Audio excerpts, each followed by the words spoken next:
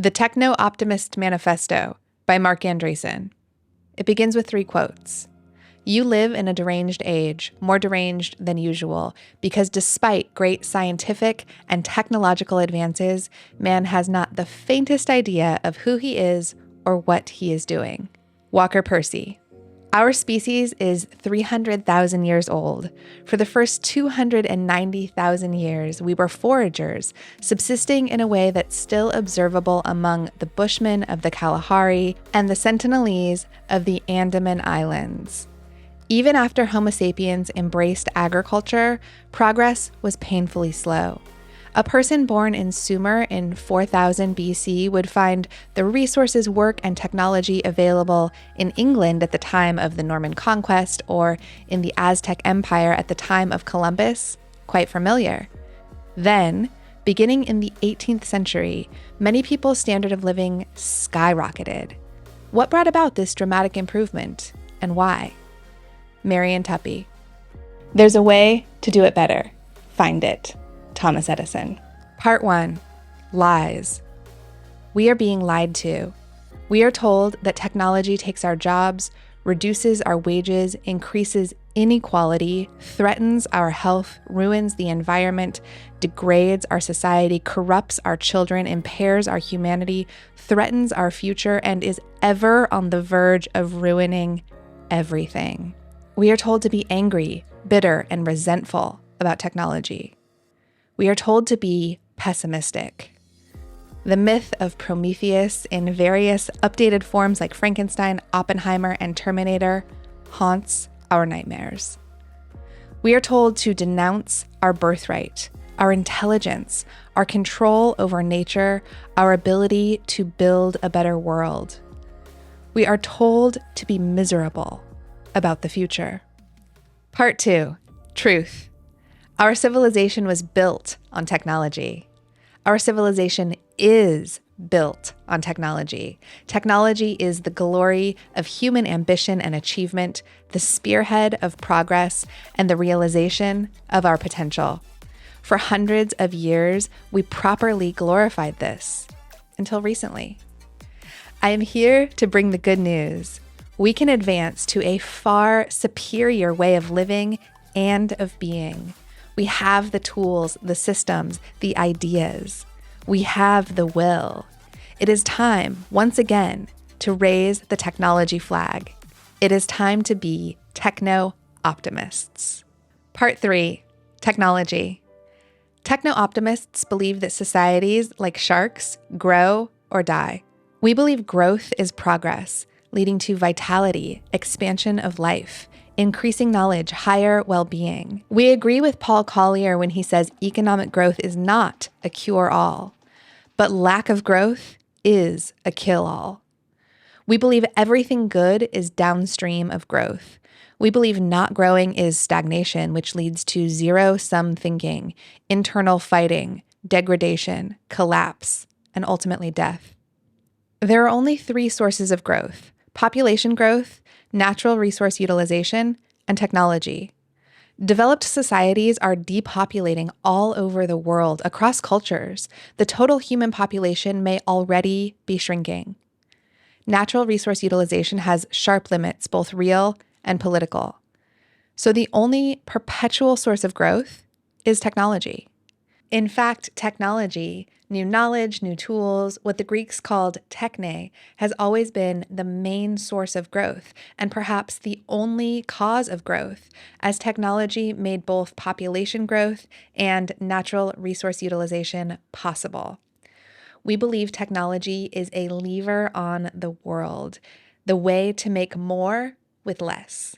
Economists measure technological progress as productivity growth. How much more we can produce each year with fewer inputs, fewer raw materials.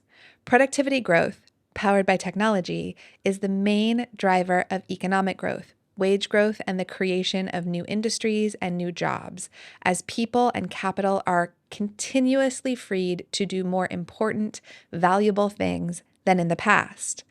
Productivity growth causes prices to fall, supply to rise, and demand to expand, improving the material well-being of the entire population. We believe this is the story of the material development of our civilization. This is why we are not still living in mud huts, eking out a meager survival and waiting for nature to kill us. We believe this is why our descendants will live in the stars. We believe that there is no material problem, whether created by nature or by technology, that cannot be solved with more technology. We had a problem of starvation, so we invented the Green Revolution. We had a problem of darkness, so we invented electric lighting. We had a problem of cold, so we invented indoor heating. We had a problem of heat, so we invented air conditioning. We had a problem of isolation, so we invented the internet. We had a problem of pandemics, so we invented vaccines. We have a problem of poverty, so we invent technology to create abundance. Give us a real-world problem, and we can invent technology that will solve it. Part 4, markets. We believe free markets are the most effective way to organize a technological economy. Willing buyer meets willing seller, a price is struck, both sides benefit from the exchange, or it doesn't happen. Profits are the incentive for producing supply that fulfills demand. Prices encode information about supply and demand. Markets cause entrepreneurs to seek out high prices as a signal of opportunity to create new wealth by driving those prices down. We believe the market economy is a discovery machine, a form of intelligence, an exploratory, evolutionary, adaptive system. We believe Hayek's knowledge problem overwhelms any centralized economic system. All actual information is on the edges, in the hands of the people closest to the buyer. The center, abstracted away from both the buyer and the seller, knows nothing. Centralized planning is doomed to fail. The system of production and consumption is too complex. Decentralization harnesses complexity for the benefit of everyone. Centralization will starve you to death. We believe in market discipline. The market naturally disciplines. The seller either learns and changes when the buyer fails to show or exits the market. When market discipline is absent, there is no limit to how crazy things can get. The motto of every monopoly and cartel, every centralized institution not subject to market discipline, we don't care because we don't have to. Markets prevent monopolies and cartels. We believe markets lift people out of poverty. In fact, markets are by far the most effective way to lift vast numbers of people out of poverty and always have been. Even in totalitarian regimes, an incremental lifting of the repressive boot off the throat of the people and their ability to produce and trade leads to rapidly rising incomes and standards of living. Lift the boot a little more, even better. Take the boot off entirely, who knows how rich everyone can get. We believe markets are an inherently individualistic way to achieve superior collective outcomes. We believe markets do not require people to be perfect or even well-intentioned, which is good because have you met people? Adam Smith. It's not from the benevolence of the butcher, the brewer, or the baker that we expect our dinner, but from their regard to their own self-interest. We address ourselves not to their humanity, but to their self-love, and never talk to them of our own necessities, but of their advantages. David Friedman points out that people only do things for other people for 3 reasons: love, money, or force. Love doesn't scale, so the economy can only run on money or force. The force experiment has been run and found wanting. Let's stick with money. We believe the ultimate moral defense of markets is that they divert people who otherwise would raise armies and start religions into peacefully productive pursuits. We believe markets, to quote Nicholas Stern, are how we take care of people we don't know. We believe markets are the way to generate societal wealth for everything else we want to pay for, including basic research, social welfare programs, and national defense. We believe there is no conflict between capitalist profits and a social welfare system that protects the vulnerable. In fact, they are aligned. The production of markets creates the economic wealth that pays for everything else we want as a society. We believe central economic planning elevates the worst of us and drags everyone down. Markets exploit the best of us to benefit all of us. We believe central planning is a doom loop. Markets are an upward spiral. The economist William Nordhaus has shown that creators of technology are only able to capture about 2% of the economic value created by that technology. The other 98% flows through to society in the form of what economists call social surplus. Technological innovation in a market system is inherently philanthropic by a 50-to-1 ratio. Who gets more value from a new technology? The single company that makes it, or the millions or billions of people who use it to improve their lives? QED. We believe in David Ricardo's concept of comparative advantage as distinct from competitive advantage. Comparative advantage holds that even someone who is best in the world at doing everything will buy most things from other people due to opportunity cost. Comparative advantage in the context of a properly free market guarantees high employment regardless of the level of technology. We believe a market sets wages as a function of the marginal productivity of the worker. Therefore, technology, which raises productivity, drives wages up, not down. This is perhaps the most counterintuitive idea in all of economics, but it's true. And we have 300 years of history that prove it. We believe in Milton Friedman's observation that human wants and needs are infinite. We believe markets also increase societal well-being by generating work in which people can productively engage. We believe a universal basic income would turn people into zoo animals, to be farmed by the state. Man was not meant to be farmed. Man was meant to be useful, to be productive, to be proud. We believe technological change, far from reducing the need for human work, increases it by broadening the scope of what humans can productively do. We believe that since human wants and needs are infinite, economic demand is infinite, and job growth can continue forever. We believe markets are generative, not exploitive, positive sum, not zero sum. Participants in markets build on one another's work and output. James Carse describes finite games and infinite games. Finite games have an end, when one person wins and another person loses. Infinite games never end, as players collaborate to discover what's possible in the game. Markets are the ultimate infinite game. Part 5, the Techno-Capital Machine. Combine technology and markets, and you get what Nick Land has termed the Techno-Capital Machine, the engine of perpetual material creation, growth, and abundance. We believe the Techno-Capital Machine of markets and innovation never ends, but instead spirals continuously upward. Comparative advantage increases specialization and trade. Prices fall, freeing up purchasing power, creating demand.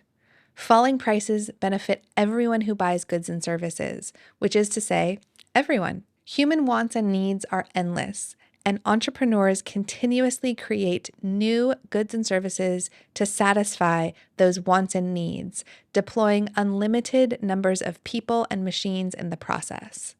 This upward spiral has been running for hundreds of years despite continuous howling from communists and Luddites. Indeed, as of 2019, before the temporary COVID disruption, the result was the largest number of jobs at the highest wages and the highest levels of material living standards in the history of the planet.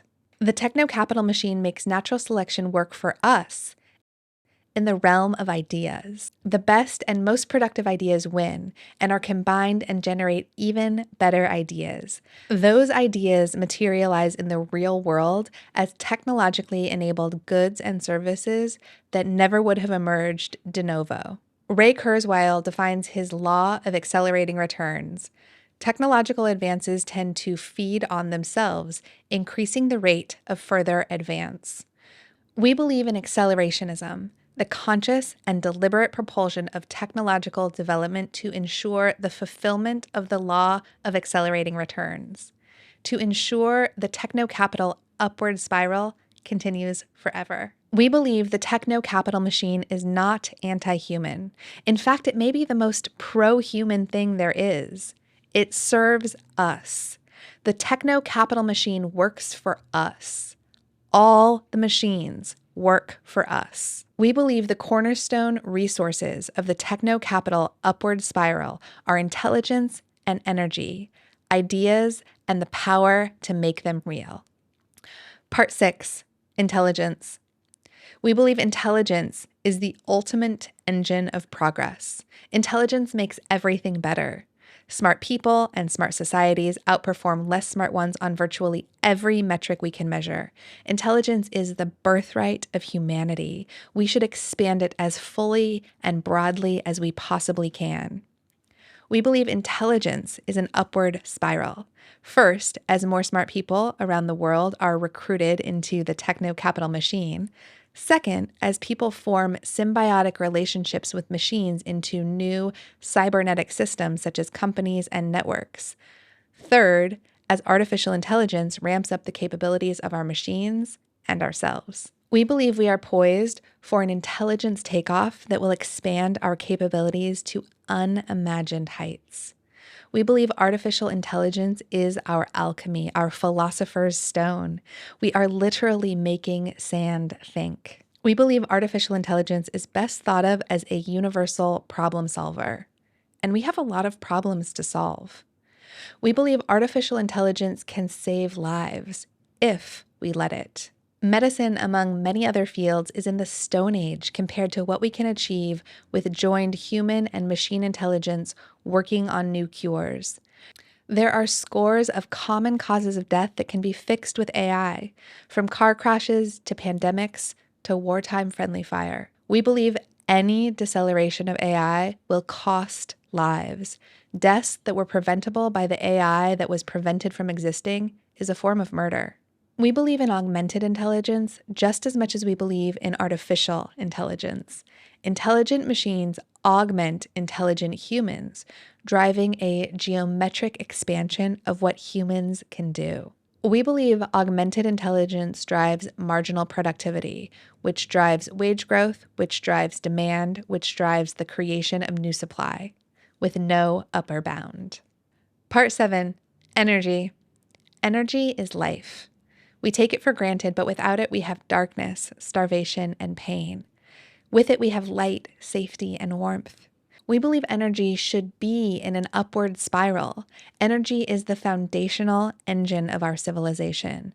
The more energy we have, the more people we can have, and the better everyone's lives can be. We should raise everyone to the energy consumption level we have, then increase our energy 1,000x. Then raise everyone else's energy 1,000x as well. The current gap in per capita energy use between the smaller developed world and the larger developing world is enormous. That gap will close either by massively expanding energy production, making everyone better off, or by massively reducing energy production, making everyone worse off. We believe energy need not expand to the detriment of the natural environment. We have the silver bullet for virtually unlimited zero emissions energy today, nuclear fission. In 1973, President Richard Nixon called for Project Independence, the construction of 1,000 nuclear power plants by the year 2000, to achieve complete U.S. energy independence.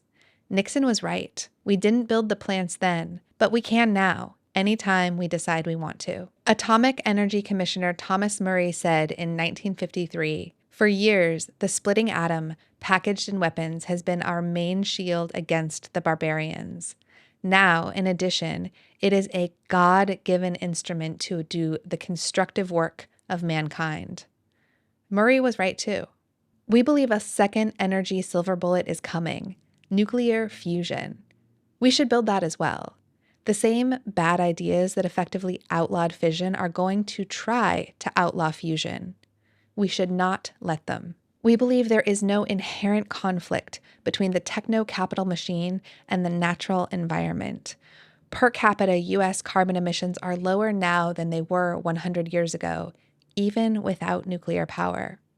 We believe technology is the solution to environmental degradation and crisis. A technologically advanced society improves the natural environment. a technologically stagnant society ruins it. If you want to see environmental devastation, visit a former communist country. The socialist USSR was far worse for the natural environment than the capitalist US. Google the RLC. We believe a technologically stagnant society has limited energy at the cost of environmental ruin. A technologically advanced society has unlimited clean energy for everyone. Part 8. Abundance. We believe we should place intelligence and energy in a positive feedback loop and drive them both to infinity. We believe we should use the feedback loop of intelligence and energy to make everything we want and need abundant. We believe the measure of abundance is falling prices.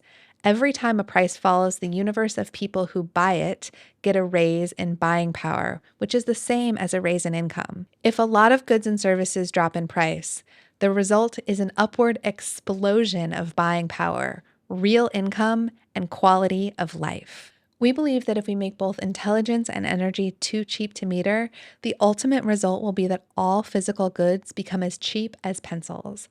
Pencils are actually quite technologically complex and difficult to manufacture, and yet nobody gets mad if you borrow a pencil and fail to return it.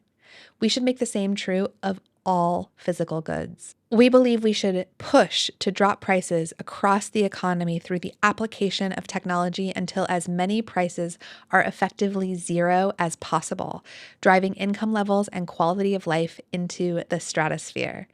We believe Andy Warhol was right when he said, "What's great about this country is America started the tradition where the richest consumers buy essentially the same things as the poorest. You can be watching TV and see Coca-Cola, and you can know that the president drinks Coke, Liz Taylor drinks Coke, and just think, you can drink Coke too.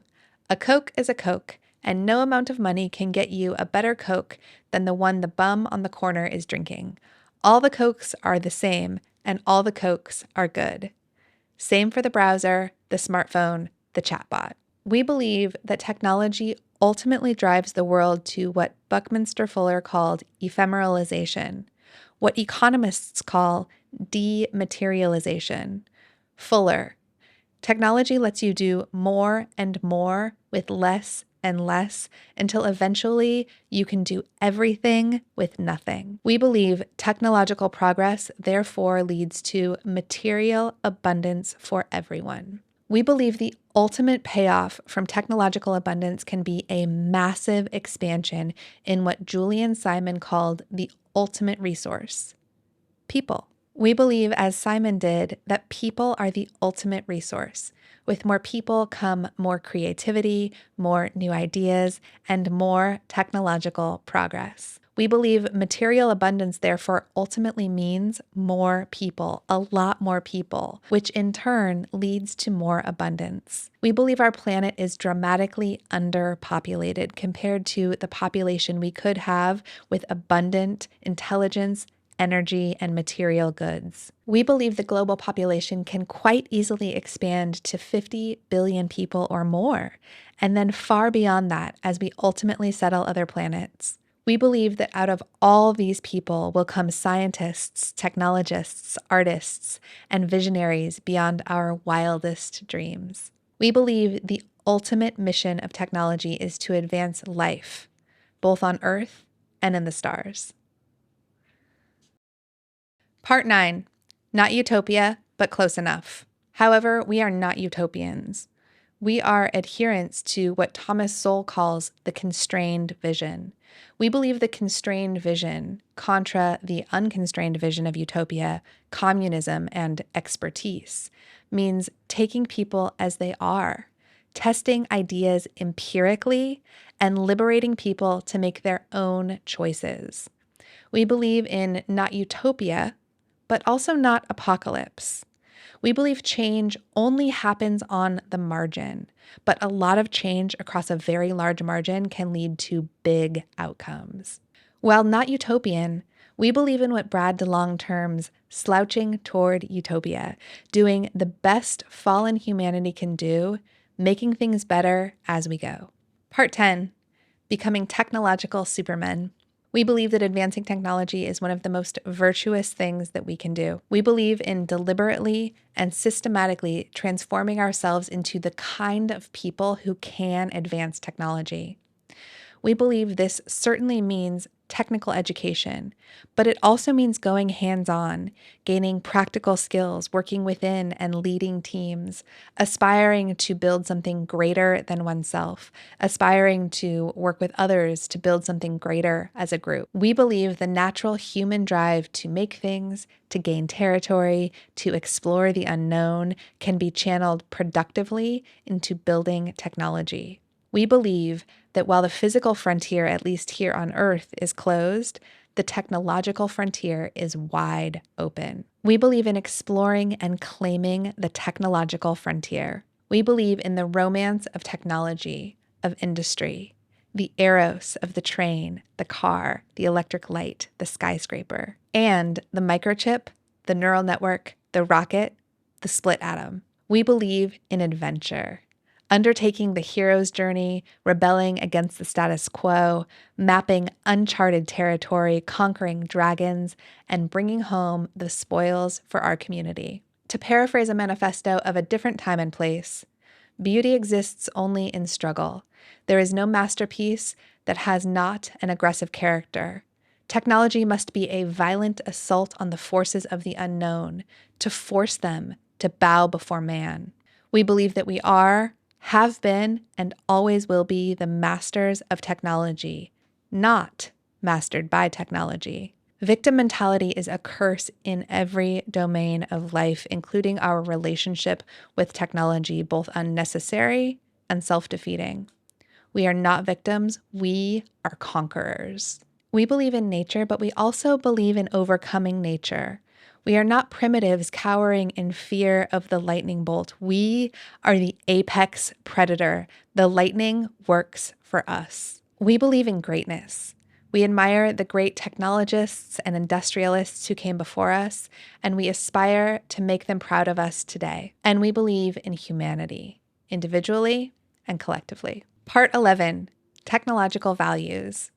We believe in ambition, aggression, persistence, relentlessness, strength.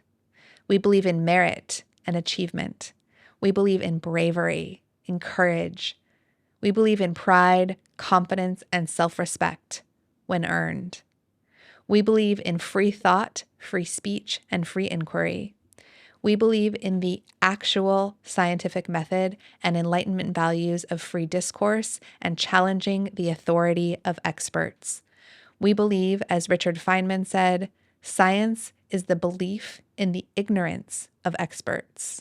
And I would rather have questions that can't be answered than answers that can't be questioned. We believe in local knowledge, the people with actual information making decisions, not in playing God. We believe in embracing variance, in increasing interestingness. We believe in risk, in leaps into the unknown. We believe in agency, in individualism. We believe in radical competence. We believe in an absolute rejection of resentment. As Carrie Fisher said, resentment is like drinking poison and waiting for the other person to die. We take responsibility and we overcome.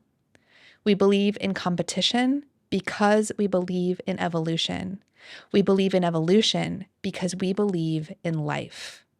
We believe in the truth. We believe rich is better than poor, cheap is better than expensive, and abundant is better than scarce. We believe in making everyone rich, everything cheap, and everything abundant. We believe extrinsic motivations, wealth, fame, revenge, are fine as far as they go. But we believe intrinsic motivations, the satisfaction of building something new, the camaraderie of being on a team, the achievement of becoming a better version of oneself, are more fulfilling and more lasting.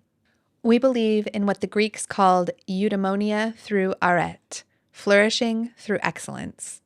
We believe technology is universalist. Technology doesn't care about your ethnicity, race, religion, national origin, gender, sexuality, political views, height, weight, hair, or lack thereof. Technology is built by a virtual United Nations of talent from all over the world. Anyone with a positive attitude and a cheap laptop can contribute. Technology is the ultimate open society. We believe in the Silicon Valley code of pay it forward, trust via aligned incentives, generosity of spirit to help one another learn and grow. We believe America and her allies should be strong and not weak.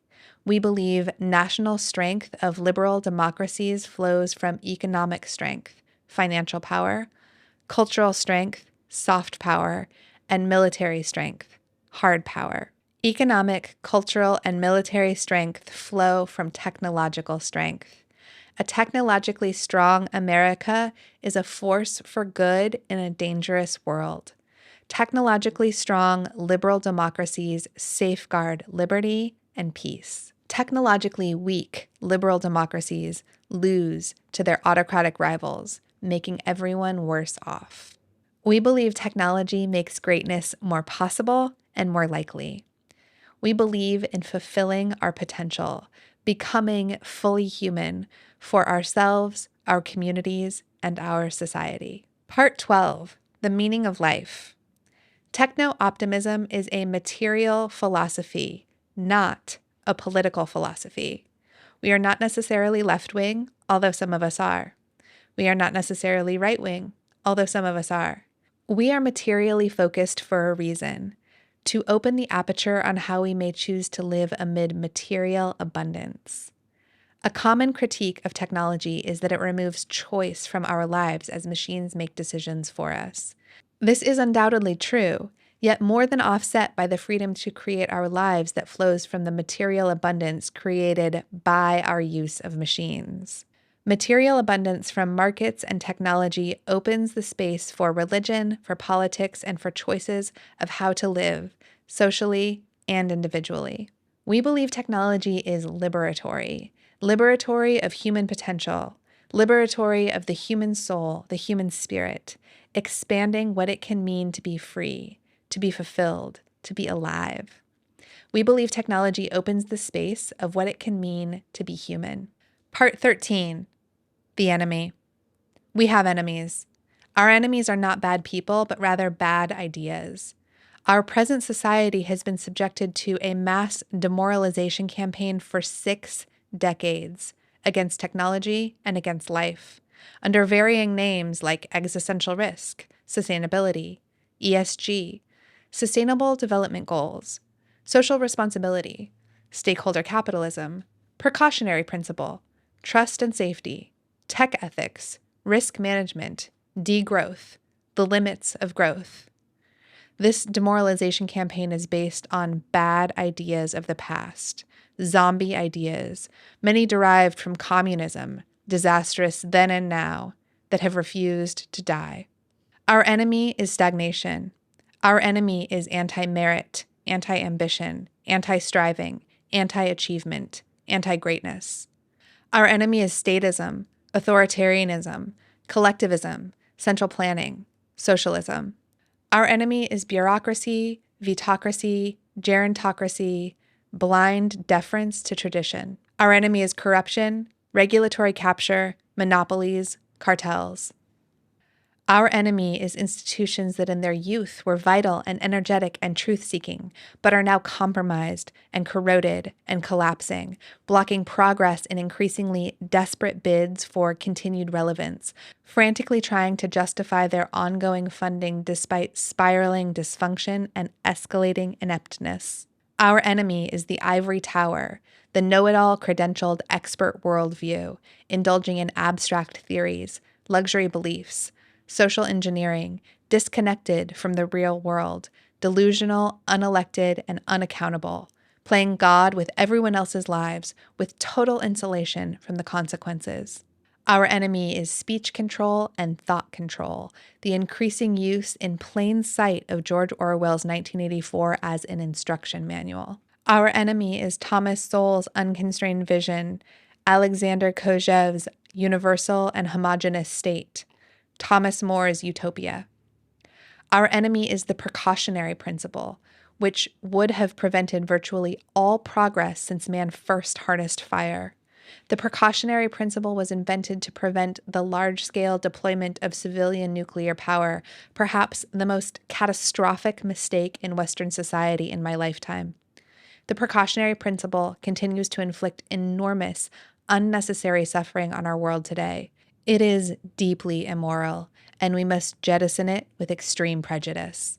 Our enemy is deceleration, degrowth, depopulation, the nihilistic wish so trendy among our elites for fewer people, less energy, and more suffering and death. Our enemy is Friedrich Nietzsche's last man. I tell you, one must still have chaos in oneself to give birth to a dancing star. I tell you, you still have chaos in yourselves.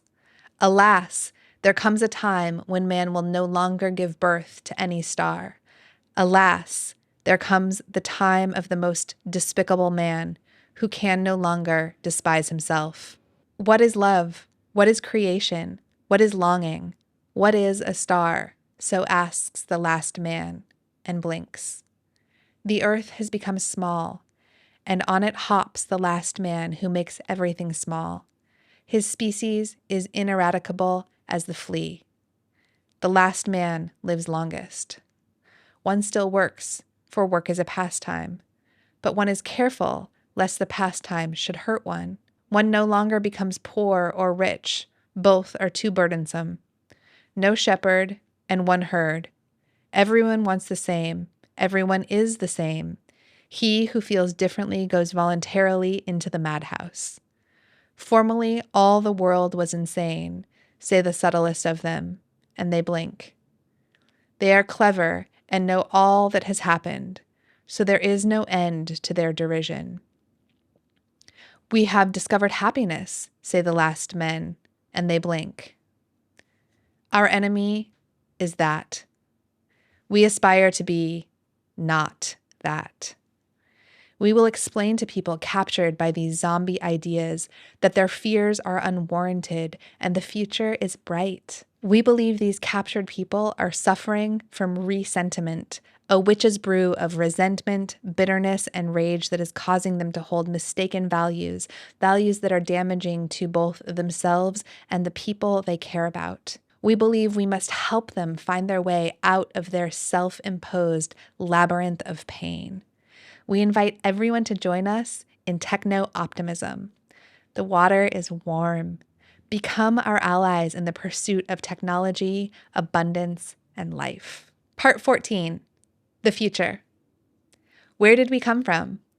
Our civilization was built on a spirit of discovery, of exploration, of industrialization. Where are we going? What world are we building for our children and their children and their children? A world of fear, guilt, and resentment? Or a world of ambition, abundance, and adventure? We believe in the words of David Deutsch. We have a duty to be optimistic, because the future is open, not predetermined, and therefore cannot just be accepted. We are all responsible for what it holds. Thus, it is our duty to fight for a better world. We owe the past and the future. It's time to be a techno-optimist. It's time to build.